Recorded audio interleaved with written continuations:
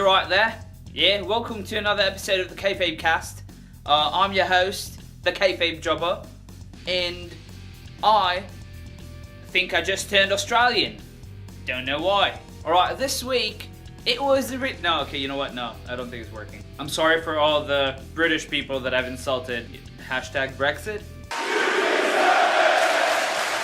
Bliss. Since AJ Styles turned face, I think she's the only pure heel left in the company. I mean, she does a great job in making you hate her. She's a great wrestler, she's amazing on the mic, but everyone still boos her, which is different from your conventional heel of today, where people just cheer for Bray Wyatt. So this week, they've done a little pairing of Alexa Bliss and Nia Jax, which I think is really interesting. So Nia's this bodyguard of sorts. I'm invested already. This kind of looks like it's building up to Nia Jax versus Alexa Bliss. Alexa, being the smaller person, I think she's gonna be turning face.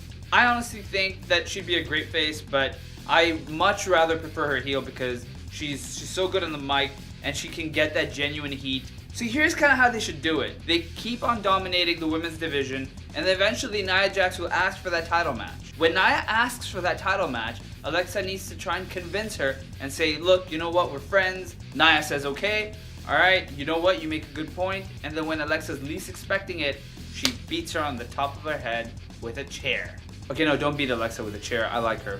Through that, Alexa can turn face.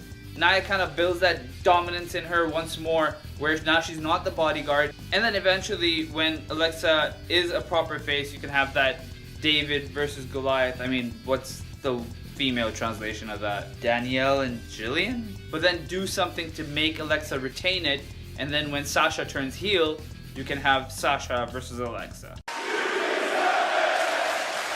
Now this is stylistically really good. You have someone as a high flyer in Sami Zayn, you have someone as a brawler in Baron Corbin. I mean, take Undertaker, Shawn Michaels. They both put on such great matches, and then you have Undertaker as a brawler and Shawn Michaels as a high flyer. Initially, Sami Zayn needs to win, and that needs to piss Baron Corbin off. Have all the fucking backstage segments as you want, you know? Those are good. And at some point, I think they need to have a stipulation as such as a steel cage. Sami Zayn could have a moment that would last a lifetime. Jumping off of a cage are usually very memorable spots, but they shouldn't saturate this feud because I think in the long run, it'll have a potential to be something bigger than it is today. For some reason, if you notice, a lot of tag team people are not venturing off into singles competition, even though they can stay in the tag team. Back in the day, that used to be big. The whole idea is to show them as a team, to show that they are stronger as a team. So if they lose individually, you can still buy that they are strong as a team.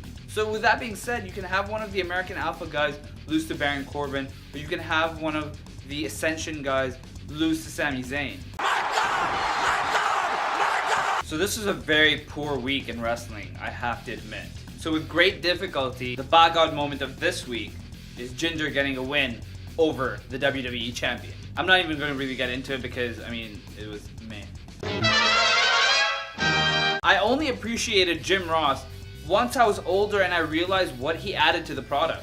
But when I was watching, I was a child, and his voice just annoyed me. I'd always make fun of him and say, why the hell is this old guy screaming? So when Kane set him on fire, I kind of laughed. Maybe I shouldn't have. My number 2 is Taz. Now a lot of people may have forgotten about Taz, but I loved Taz. His commentary was always funny. He was really witty. He added that certain something that SmackDown really needed. He added that oomph. And my most memorable moment of Taz is when he screamed holy shit to when Brock Lesnar and Big Show broke the ring. And number 1 is Jerry the King Lawler. I can't say enough of this guy. He genuinely makes me laugh, and it's sad that he has to step aside for someone new, but let's hope in the next 10 years someone would have replaced Jerry the King Lawler. And that, my friends, is not going to be easy.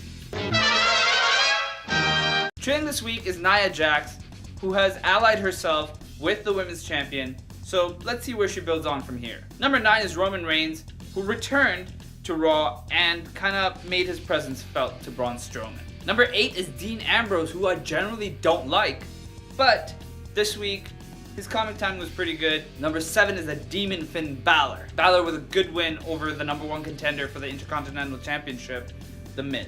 Number 6 are probably my favorite tag team right now, Breezango. Those fashion files are priceless and will be watched many, many years later. I guarantee it. Number 5 is The Miz. Even though he lost, Miz has come back and ended Raw on top. Number 4 is the Eater of Worlds, Bray Wyatt, who gets a win over the IC title holder, Dean Ambrose.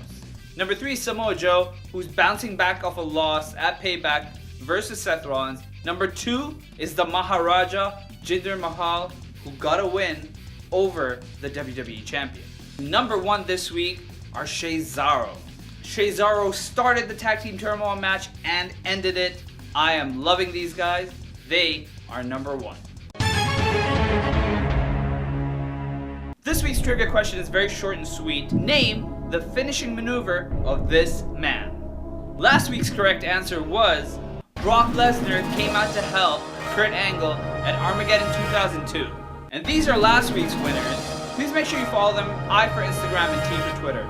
And on a side note, I'd like to thank everyone who helped me make the video People React to Watching WWE for the First Time, which if you haven't watched, is right here. All the support and all the love. So stay tuned to the KayfabeKast. Subscribe to this channel if you don't want to miss any of the upcoming videos. You can find me on Twitter and Instagram at Kayfabe Jobber, and now on Facebook at KayfabeKast or Kayfabe Jobber. I'd like to thank all my new subscribers, all new content, all original stuff coming your way very, very soon. So that's it for this week. Kayfabe Jobber,